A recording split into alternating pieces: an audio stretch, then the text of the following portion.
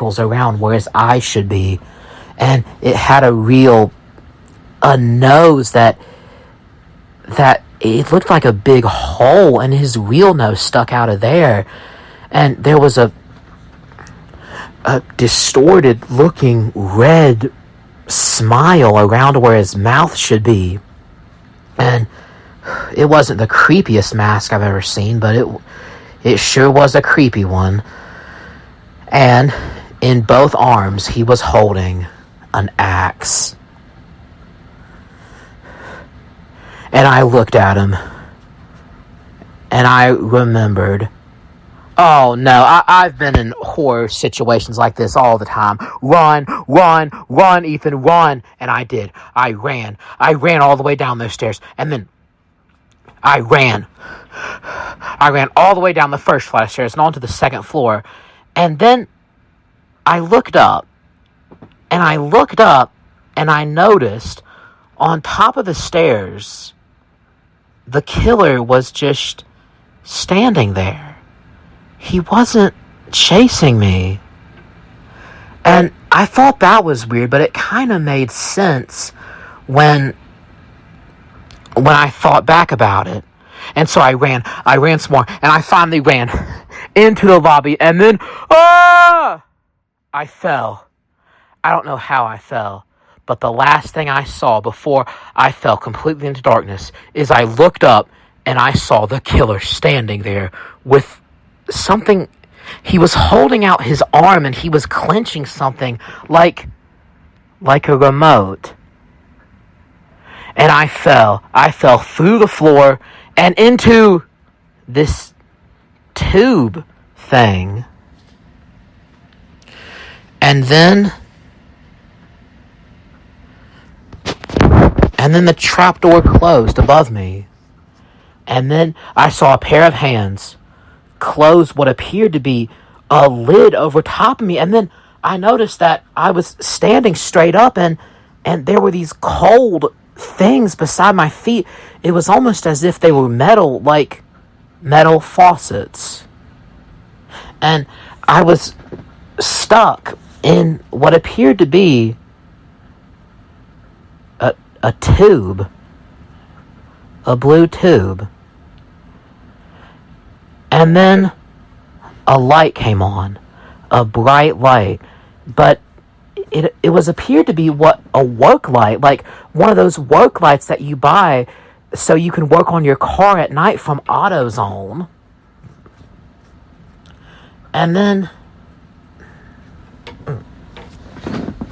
I could see a man was behind that light, and he had what appeared to be a speaker and a CD player.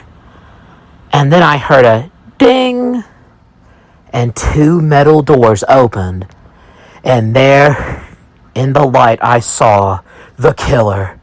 And I thought, oh God, he's trapped me. And then he walked over to the speaker and grabbed a microphone and said,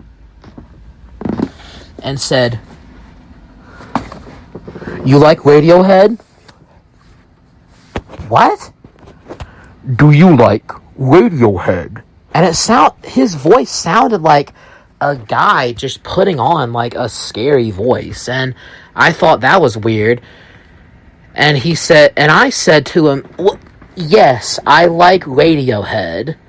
And he said, "Oh, I am so glad you do. In fact, their earlier work was a little bit too new, mainstream for my taste, but when the Bends came out in 1995, they really came into their own, commercially and artistically." And I said, yeah, I do agree, because I used to listen to Radiohead quite a bit in the 90s, and I still listen to them occasionally now. Yeah, I love Radiohead.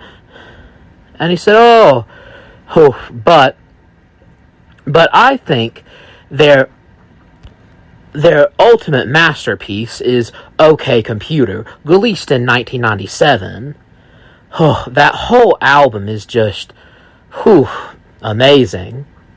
And in 1997, Radiohead released this, No Surprises, a song so sad that most people don't pay attention to the lyrics. But they should, because it's not about just the crushing weight of existential ambiguity, it's also about the meaninglessness of materialism. Hey, Ethan! Try to get out of this, you stupid bastard! And then I felt something quick and cold come to my legs, and then I felt something to the side of me, and I realized there was a hose beside of me, and it was pumping in water, cold water. And he said, the music video, I know why it's like that, because it wanted to show how all of us nowadays are trapped in an echo chamber where we are surrounded by yes men, and we are surrounded by our own personal feed on social media, and we just get lost in our echo chamber, and eventually it fills and fills and fills with depression until eventually you can't take it anymore and you have to break free. And that's what you must do, Ethan. You must break free. And by then, all that water was coming in, and it was almost up to my knees at this point. And then I realized that there was a big hole that was carved into the blue barrels I was trapped in, and it looked like glass, but it was made out of plastic. And it was plastic, and it was taped on by duct tape. And then the water was filling up and up. And I looked up at the top of this tube and I realized, oh no, he's trying to drown me. Oh God. This couldn't be another escape room like when I was at the Baker house in 2017. This couldn't be it. Alright, I have to get out of here. Okay. And now the water was almost up to my crotch. Oh no. Okay. Don't panic. Hold on. I couldn't lift my arms, but I felt like the little window that he had carved me in the tube would give away if I just put some pressure behind it. And wait a minute, hold on. How would I get pressure behind it? Come on, Ethan, use your head, Ethan, use your head. Wait. Use my head. That's it. That's what I would do. So I leaned back and then pressed my head forward right on the window, and it gave just a little bit. I heard the tape ripping, and I used my strength that Dr. Eugenic had gave me, and I hit again.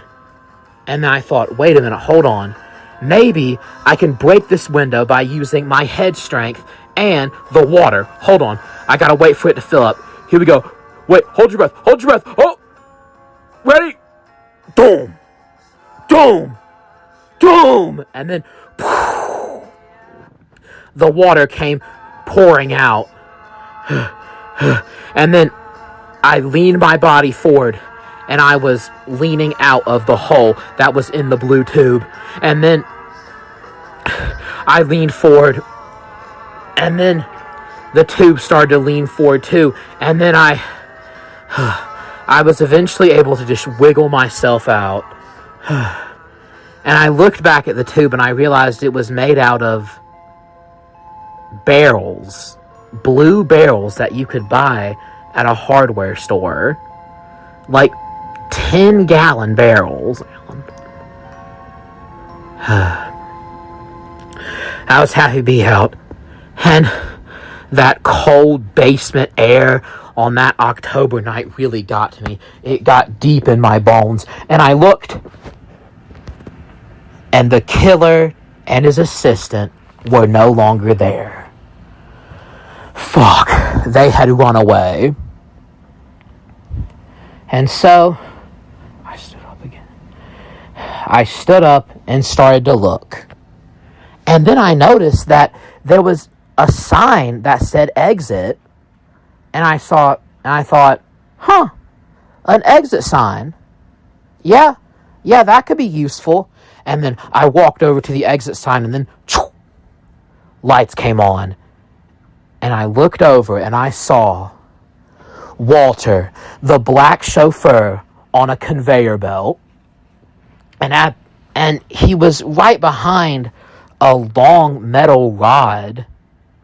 But above that was the killer's assistant, and he was holding, he was operating this big machine. And the machine, it had a big, long saw blade on it.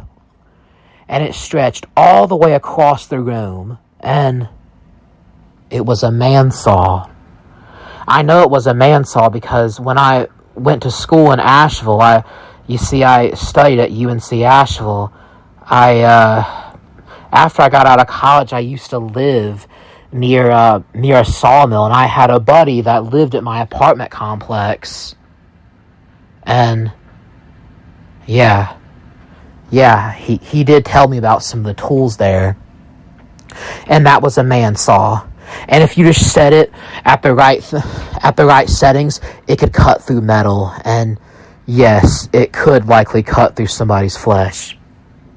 And then the saw came down and then grinded against the metal rod. And then sparks flew, and the metal rod was split in half. And then Walter screamed as he was being brought towards the man saw. And then the killer emerged, still holding his speaker and microphone, and said, "All right, we are going to play trick or treat. Ethan, are you ready to play trick or treat?" And I said, "No, I want to get out of here and I want to find my wife." "Oh, come on, Ethan, don't be such a spoiled sport. We're going to play trick or treat, and if you can play with me, then you can save this man's life, and then I tell you where your wife is. Now, in order to win this game, you have to answer these riddles." And I said, "Okay." First riddle: what has only one eye but can't see? And Walter screamed as he was being brought towards the man saw. And I said, okay, hold on. Something that has one eye, but a cyclops. And he says, "No, that's not correct. Because a cyclops can see. Haven't you ever read the book, The Odyssey?" And I said, right. Cyclops. He was probably the worst X-Men ever. And he said, "Okay, Ethan, Walter is about to die if you don't answer this question." I said, okay. What has one eye but can't see? Something with an eye, with only one eye. The eye of storm. The eye of a storm. And he says, "Okay, what kind of storm?" And I said, a hurricane? Correct. A hurricane. That is correct. Okay, now, if you answer this one question right, then we will let Walter go. Now, here's the other riddle. What does a liar do when he's dead? And I said, what does a liar do when he's dead? Wait a minute, hold on. These riddles sound familiar. What? Okay, Mr. Psycho Killer, are you just reading these riddles off of your phone? No, I'm not reading them off my phone. There's a timer. Yeah, there's a timer that I'm looking at. And no, I'm not reading these riddles off of my phone. And I said, okay, yeah, you were just reading these off your phone. Okay, Ethan, what is the answer to the riddle? What is it? And I remembered that I had saw the Batman movie earlier that year, and I said, he lies still. Correct, the killer said. Correct. That is correct. Now, if you answer this one more riddle right, then, after that, I will tell you where your wife is. And I said, okay, you damn well better tell me where my wife is, because you have just soaked me with water and I am cold. So tell me. Alright, so, it can be cruel, it can be blind, it can be poetic. What am I? And I said, wait a minute, hold on. These are all riddles that the Riddler once wrote. These aren't original. You were just copying and pasting these from the Batman comics and the new Batman movie. These are all riddles from the Riddler.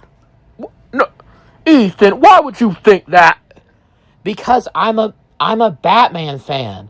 Batman and Spider-Man are my two favorite superheroes. What, Ethan, yeah, you are just copying these riddles from the new Batman movie. And also, the riddle about the eye, that was from Batman, the Telltale series. That video game that came out a few years ago. Oh, come on, Ethan. Why do you gotta be such a nerd? And I said, okay, hold on. Grant, the owner of this hotel, is that you? Maybe. Grant, you asshole. Just tell me where my wife is. Well, I'll tell you where your wife is if you tell me the answer of the riddle.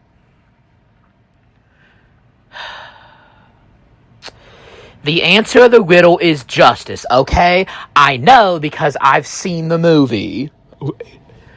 Yes, correct. That is correct. It's justice. Okay, Ethan, your wife is, she's at the area where you go to get... Okay, just tell me where she is, Mr. Fake Riddler. Just tell me where... Ugh. Fine, if you want to take all the fun out of it. She's at the bathhouse behind the hotel. Okay, thank you. And then I followed the exit sign, and I walked up the stairs, and before I knew it, I was back in the lobby of the hotel. And I walked out of that hotel, and then I knew just where to find the bathhouse. It was right behind the hotel, overlooking Lake Michigan. And as soon as I step out, oh God, oh man, I tell you what, Chicago sure is cold in October. It is cold, especially at night. But I saw the building that the bathhouse was in, and it looked like it was a brick building made out of white and blue bricks. Okay. So I just walked in, and there was a reception desk, and then on the side of the reception desk there was a men's room and a women's room. And I thought, oh, okay, well, Mia could be in the women's room. And then I noticed that in this place there was a pool, there was an outdoor pool, but the outdoor pool was tinted over, but the indoor pool was still open. And then there was also a sauna and a spa. And then I heard, Ethan, come here. Come here. Yeah. Now, normally, if somebody's calling your name, you don't go towards them. But, again, I've been in plenty of fights, so I feel like I can take that, whoever's calling me over, and basically catcalling me. So, I walked into the pool room, and I was shocked to find how it was actually lit up. And on the pool, the pool was actually, it had a nice blue glow to it. And the pool room, it had a Greek grotto themed, and there was a big painting of Poseidon on the wall, and it just looked like a grotto you'd find in the Mediterranean Sea. And then emerged from the water was a woman with blonde hair, and she had a peculiar bikini. Like, you see, the bra of the bikini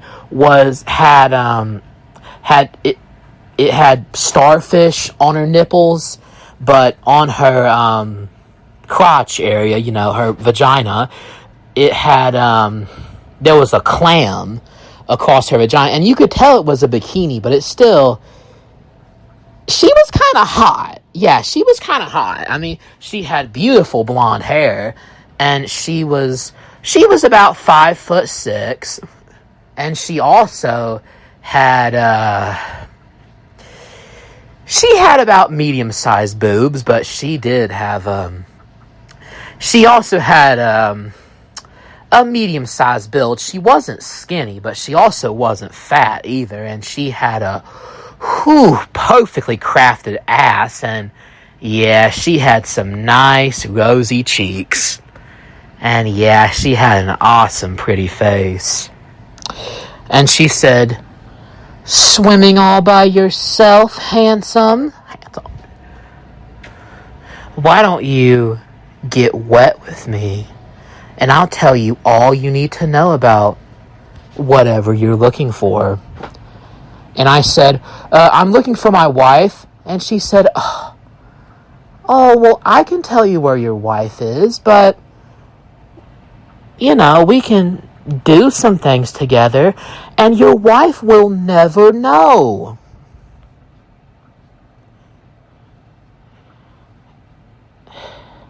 And then I was considering it for only a second, and then I looked up and said, "Wait a minute, hold on. Is that a camera up there?" And she said, "No, it's black mold that is in the shape of a square." And I said, "Well, it's a camera. It's a small camera. It's like one of those Ring cameras." "What, you're trying to seduce me?" And she says, "Well, yeah, that's what I've been hired to do. I make bot movies." And I said, "Okay, stop. Okay, where's my wife?"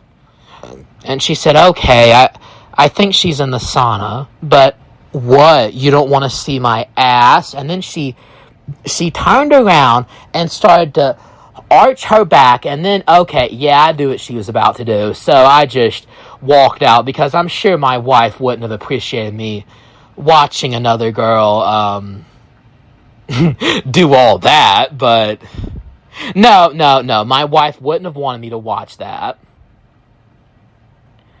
And as I was walking away, she said, "What? You don't want to see my ass? You don't want to see my ass?"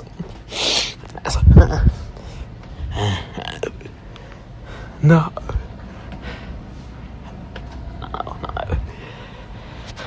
And so I walked all the way across to the end of that building, and I stepped into what appeared to be a hair and nail spa. Like, you see, there were these old hair dryers that you see in movies, like Sex and the City, and there was also these leather chairs that you sit on with all those nail wash basins and foot baths and stuff.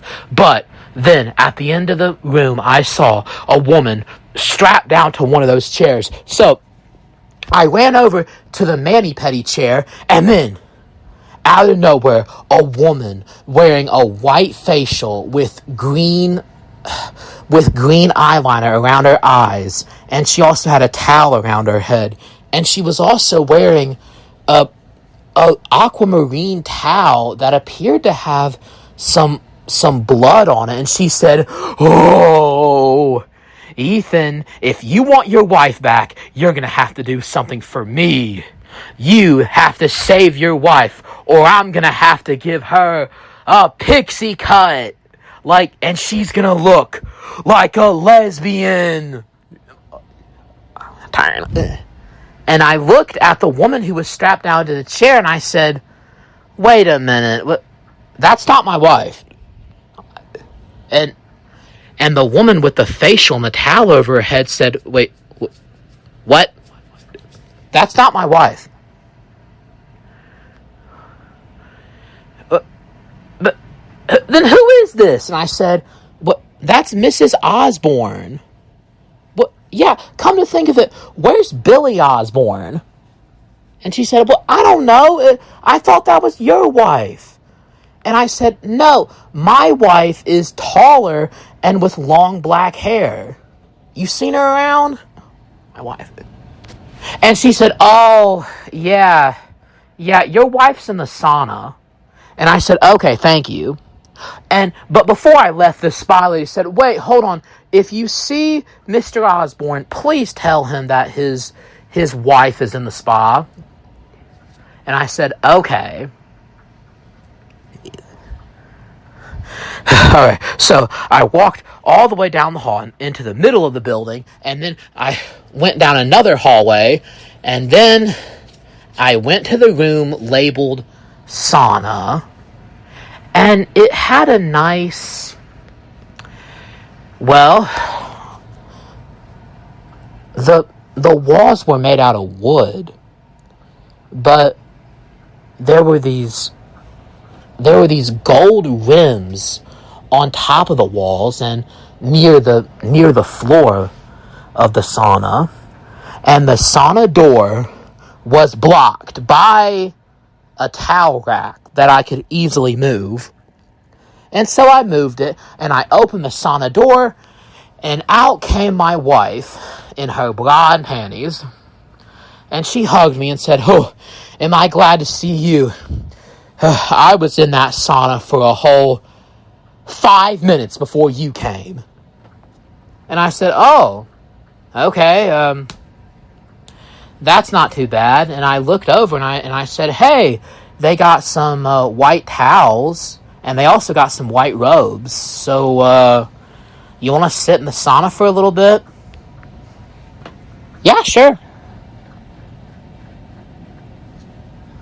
And so we did. And yeah, we just said, and then after that I said, "All right, okay, so you know Grant's behind all this, right?" And I said, yeah, I had a bad feeling about that Grant fellow." "Yeah, so what do we do? I mean, do we sue these guys, or..." No. I'm telling you, I think we should tell Benjamin and Marie what we found, and then let Benjamin and Marie just sue this guy, because he's done some pretty bad things. Or better yet, also get the Osbornes to sue this guy. Because the guy essentially roofied us, and I mean, he moved you against your will.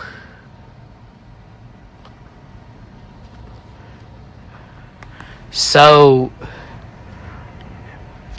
I mean, this can't be legal, so surely we have a case against this guy. Yeah, I think so. Whew, but let me tell you, I want to sit in this sauna for a little while. But after a couple minutes, I was like, okay, yeah, we gotta go. I'm warmed up now. And so I grabbed me a bathrobe, and then we started walking back to the hotel. And then I saw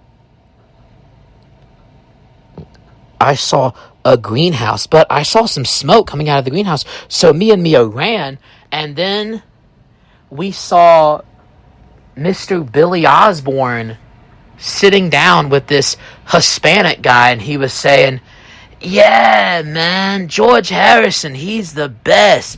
Give Me Love is my jam, man." And I said, "Excuse me, but what's going on here?" And he said, "Oh, yeah, I'm Pedro Quill. I'm the gardener of the galaxy, man. I live in this greenhouse. You see, I grow cucumbers, tomatoes, peppers. I also grow some potatoes, man. and avocados. I grow all kinds of things. Yeah, I remembered being in a greenhouse back at the Baker house, and I can't say I enjoyed it too much because there was a giant carnivorous plant in there. But I just said, you know what? No. Billy, your wife's in the spa, and she's being held captive there against her will. She's strapped to a chair. What? And he said, wait, what? Okay, I'm sorry. I've loved smoking the grass with you, buddy, but I gotta go. And I said, all right. And Pedro said, all right, man, go. And then Pedro held out a joint and said, want some blow, man? Come on, this stuff's good. It'll get you relaxed, man. Get you relaxed. And Mia said, you know, I think I might actually like that.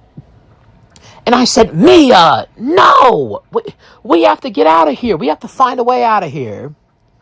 And she said, all right, Ethan, good point, good plan. Okay, so I will go back up to the hotel room, and I'm going to get our stuff, and I'm going to get our phones, and I'm going to find a way to call...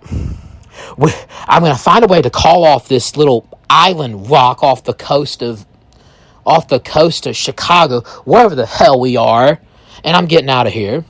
And I said, all right, okay.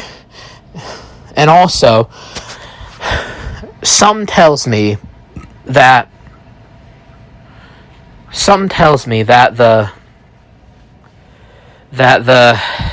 the Osborne children aren't safe, so I'm going to look for them too. All right, okay, good. And so we ran back in the hotel. We went back up the stairs, but when I got to the second floor on the stairs, I said, all right, Mia, go back up to our room.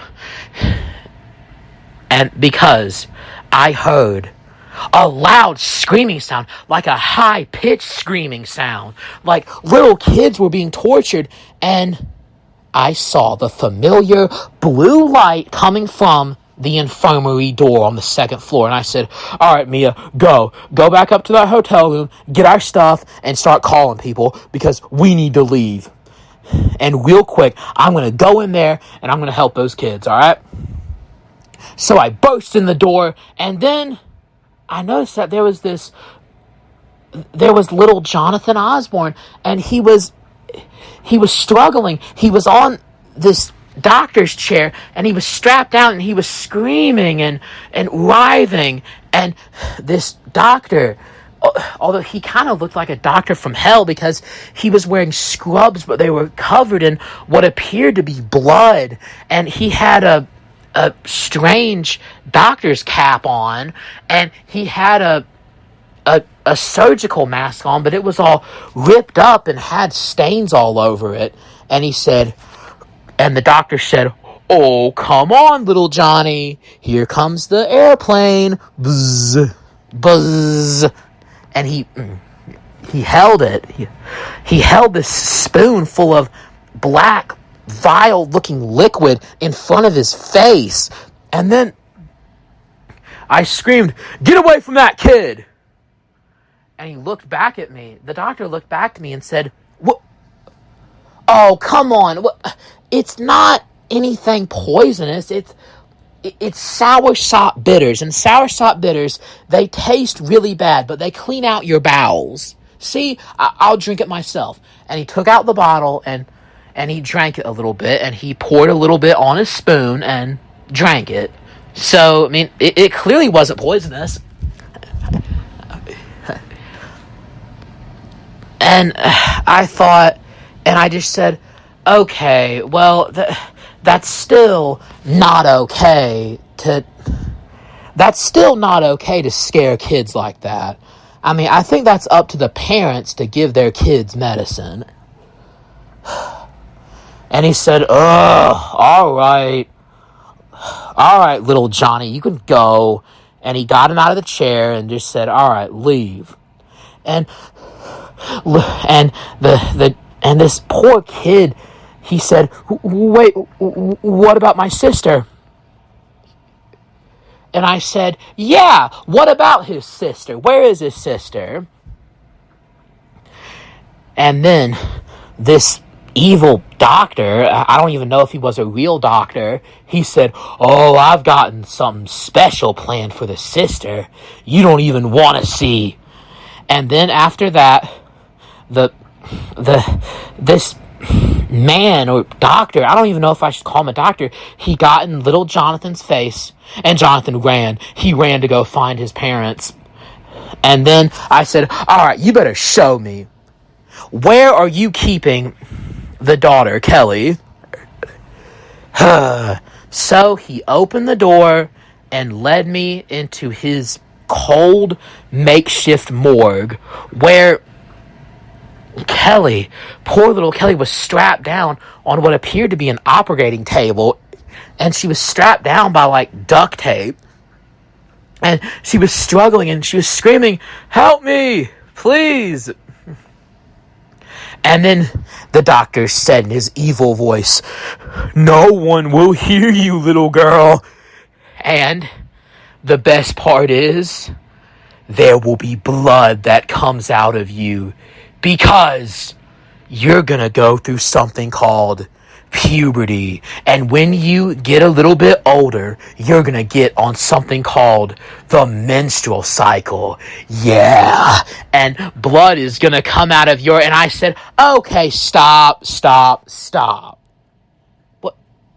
Don't tell her that. That is her mother's. That is for her mother to tell her when that'll happen, dude. What? You're just being weird and creepy by giving these kids medicine and telling them about things you shouldn't be telling them. You're just being a weirdo. Are you even a real doctor?" And he said, "Well, no, but I went to college. I studied health and human sciences. And I actually used to be a science teacher until I got fired." And I said, "Oh, really? I wonder why they fired you." And he said, "Oh, yeah, I wonder too." "It's a rhetorical question." I was being sarcastic. "I don't actually care why they fired you. Let this little girl go, okay?" And he said, "Wait, but the prank's not over yet." "Yes, it is over. And you better let her out now, or you ain't gonna like what happens." And then the doctor pulled out a scalpel and said, "Oh, yeah? She's my patient." And after that, I went over to the guy and I put my hands right around his neck. And I said, "All right, you listen here. You better..." And then I felt the cold metal scalpel jab right into my gut. And then I let go. And then the doctor tried to run, but I grabbed him by his collar, and I grabbed the scalpel, and I pulled him back, and I pulled him into a headlock, and I used my strength to bear down on him a little bit, and then I hit him in the back, and I pushed him right onto the ground, and then I hit him right in the middle of the back again, and I hit him on his neck, and I flipped him over, and I was holding the scalpel that he had stabbed me with. And then he looked absolutely horrified. And then he kicked me in the legs, and then in between the legs, and then ran. He ran like the coward he was. But I was still holding the scalpel. And I had gripped I gripped my nuts a little bit after he kicked him, but I was fine. And the place where he had stabbed me started to heal up, and within about a minute or two, it had completely dried up, and it didn't hurt anymore. Because, man, without Dr. Eugenic, I don't think I could have done anything that I do now. I mean, he was a nasty man, but, I mean, I do have to thank him for a lot. I owe him a great deal of thanks. But in that moment, I wasn't thanking Dr. Eugenic. I was trying to save that little Kelly Osbourne. So I used a scalpel to cut her free from her duct tape, and she hugged me. And then I took her by the hand, and I walked her outside of the hotel next to the greenhouse with her mother, father, and little brother. And they hugged and embraced each other and Billy said, "Oh, thank you, man. I don't know what I would have done if something would have happened to one of my kids." And I said, it's okay. It's just what I do. Now we just need to find this Grant fucker. And then Billy said, "Yeah, I don't know where the hell he is. He could be anywhere." Wait, there he is right there. Wait, there he is.